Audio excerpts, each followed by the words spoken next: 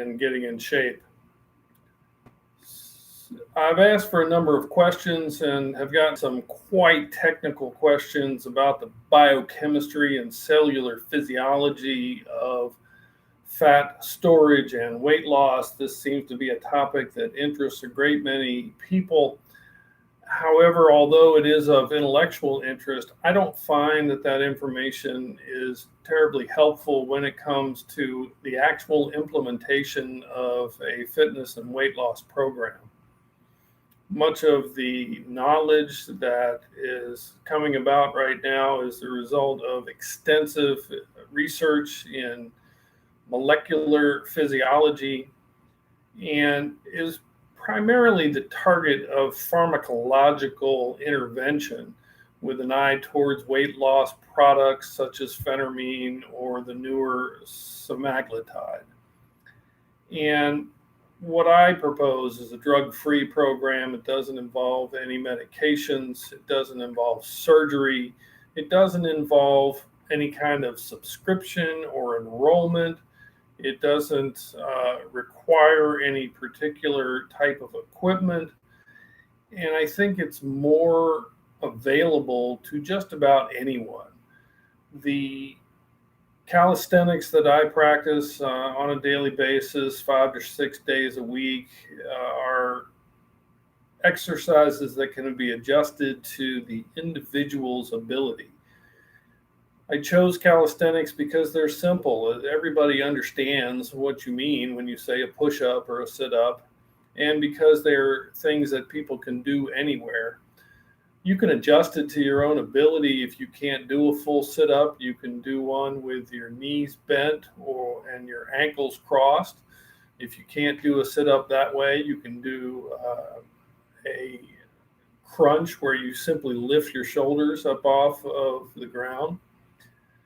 And even the jumping jacks, if you can't do jumping jacks because of some sort of physical limitation, you can wave your arms up over your head, step up onto your toes, do anything that increases your physical activity. And if you start this every other day, doing it 3 to 4 days a week, you can increase it over time to 5 or 6 days a week. You can add additional exercises, as I have, with the deep knee bends, the stair steps, leg lifts, and what I call flutter kicks, where you lift your head and chest off the ground on your stomach. I've also added walking as a regular exercise that I do every day after my calisthenics, and I'm up to about a mile a day.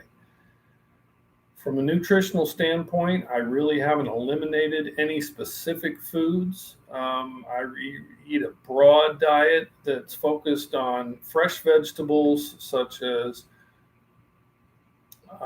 those that can be bought in just about any grocery store. Now, unfortunately, a lot of people suffer from misinformation when it comes to vegetables. Usually I'll tell my patients that they should get 2 to 4 servings of fresh vegetables, 2 at lunch, 2 at dinner. And then when I say, what's a vegetable, almost everybody will come up with lettuce. And I say, okay, and what's another one? And then people start saying tomatoes or carrots. The thing to understand about a tomato is it's a storage item of the plant for reproduction. And same thing with carrots, it's a storage item for starch. The plant stores the starch in the roots. These are not vegetables as I think about them from a dietary standpoint. Vegetables are leafy and green and grow above the ground. And this includes things like spinach, kale, broccoli, cauliflower, and celery, chard. Carrots don't really count unless you're eating carrot greens, which most people do not. So you can see if you have a hard time coming up with more than one actual vegetable, you're going to have a pretty tough time getting 2 servings at lunch and 2 servings at dinner. So what I want to emphasize and what I have been doing myself is to broaden your overall diet by including things that maybe you haven't eaten as much in the past, fennel or cabbage, and other leafy green vegetables that allow you to actually increase your diet so that you're eating more things that are more healthy for you. I don't subscribe to the keto diet with the elimination of carbs. I like carbs, I like bread, I like noodles. I do find that there may be some benefit in the readings that I do based on using whole grains as the foundation of your starches rather than processed flour. However, I don't like to demonize food. I'm not out here to fight some kind of crusade against refined sugar or anything because people have a habit of eating what they eat. And that's a difficult thing to break because for most of it's just based on years or decades of what our family ate and that even their families before them. There's a lot of ethnicities that focus their dietary intake on rice or tortillas or any kind of noodles and other starches. And to tell people who come from that kind of background, oh, you can't have any starches, that's just a waste of time. Because my main focus with the Get Fit and Be Lean program is having a program that you can practice not just for a finite period when you lose a set amount of weight, but for a long period of time for life, for a regular routine lifestyle that you can continue to pursue, that you don't require some kind of coach or dietary plan where you get your meals sent in or any kind of process that eventually is going to become limiting and over time is going to fall by the wayside as you return to your normal habits, as most people do. And I think habits is what we need to focus on. I think routine is where the focus needs to be for the exercise program.